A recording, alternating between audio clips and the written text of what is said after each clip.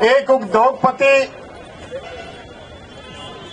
किस प्रकार से 10 साल के अंदर टॉप 10 के अंदर आ जाता है। लगातार आरोप लगते हैं, लेकिन सरकार ने आज तक जांच नहीं कराई। जो व्यक्ति अमेरिका के अंदर गैर जमानती वारंट है, जिसके खिलाफ वहां से भगा हुआ है, उसके खिलाफ हिंदुस्तान की संसद में ये मांग की जाती है कि इस पूरे मामले की जांच होनी चाहिए, क्योंकि जो रिश्वत हिंदुस्तान के अंदर दी गई उस पे केस अमेरिका में चल रहा है और हिंदुस्तान के अंदर अडानी और मोदी गठबंधन बनाकर उसको बचाने का काम कर रहे हैं। ये छोटी बात नहीं है। मीडिया चुप है, कितने भी आरोप लगा लो, 2 लाइन में छाप के बंद कर देता है। मैं पूछना चाहता हूं, इतना बड़ा इशू, इस देश के अंदर इतना बड़ा भ्रष्टाचार, और ये मामले जनता के बीच में आने के बाद में राहुल गांधी जी जिस प्रकार से उठा रहे हैं, उसके बावजूद इन मामलों को दबाया जाता है। ये पहला मामला नहीं है। इलेक्ट्रोल बॉन्ड, आपने देखा होगा 13,000 करोड़ का चंदा बीजेपी ने ले लिया, आज तक कोई कार्रवाई नहीं। उन लोगों से चंदा लिया गया जिनके बनाए हुए फ्लाईओवर, जिनकी बनाई हुई टनल गिर गई, लेकिन कोई कार्रवाई नहीं। ये हालत इस देश की बन रही। और मैं कहना चाहूंगा, मणिपुर के हालात किसने नहीं देखे? हमारी माताओं बहनों को निवस्त्र करके सड़कों पे दौड़ाया गया और हम सब लोग हाथ पे हाथ धरे बैठे रहे। सरेआम सड़कों पे मटाकुन को गोलियां मारी गई, लेकिन पूरा देश चुप रहा। जिस प्रकार से मणिपुर के अंदर ये तांडव पिछले 1.5 वर्ष से चल रहा है, और मोदी जी को वहां जाने का समय नहीं मिल रहा है। वहां का मुख्यमंत्री कहता है ये पहली घटना नहीं है, ऐसी सैकड़ों घटनाएं हो चुकी हैं। वहां भी तो डबल इंजन की सरकार है। ये इन लोगों का इस देश से कोई लेना देना नहीं।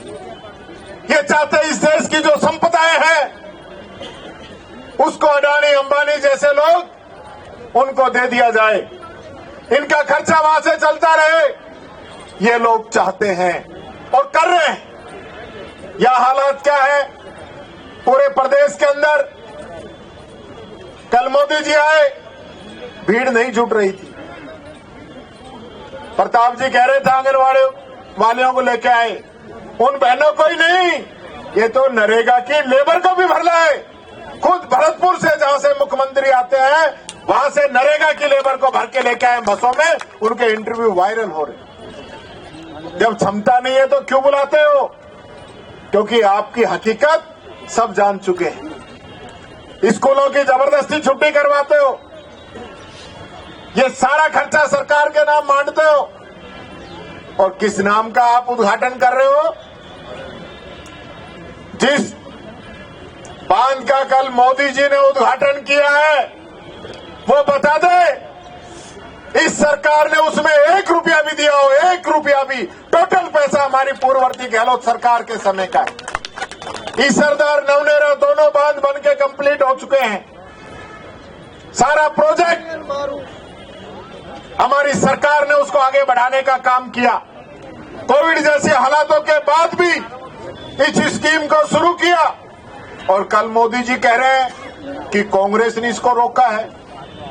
तो आप अपने आप को विश्व का सबसे शक्तिशाली आदमी बताते हो, तो फिर कांग्रेस के रुकने से कैसे रुक गया? इसका मतलब तो आपसे ज्यादा ताकतवर कांग्रेस है, जो काम को रोक सकती है और आप करा नहीं सकते। बड़ी शर्म की बात। देश का प्रधानमंत्री इस प्रकार की झूठी बातें बोलता है। अमर डोटासरा जी बात कर रहे थे, क्योंकि मां नर्मदा का पानी झुंझुनू में भी आ गया। ये झुंझुनू वाले लोग बैठे, बता दो भाई कि नर्मदा का पानी झुंझुनू में चूरू में आया। यानी जिस व्यक्ति को यही नहीं पता कि हो क्या रहा है, कि जो मर्जी जो बोल दो, हनुमानगढ़ का भी कह दिया। और ये जो मटके भर के ये फोटो और ये नाटक कर रहे हो ना, ये सब जान रहे हैं किसका पानी कहां मिल रहा है, सब लोग जान रहे हैं। इन लोगों की हालत जो है आज पूरा देश जान चुका है। मैं कहना चाहूंगा, कल अमित शाह ने लोकसभा के अंदर कहा है कि क्या अंबेडकर अंबेडकर अंबेडकर करते हो, अंबेडकर का फैशन बना लिया है। अगर इस प्रकार से हम भगवान का नाम लेते तो हमारी 7 जो पीढ़ियां हैं वो स्वर्ग में चली जाती। तो आप चले जाओ ना, पहले अपनी पीढ़ियों को ले जाओ, जो नाम लेना चाहते हैं लेके जाओ।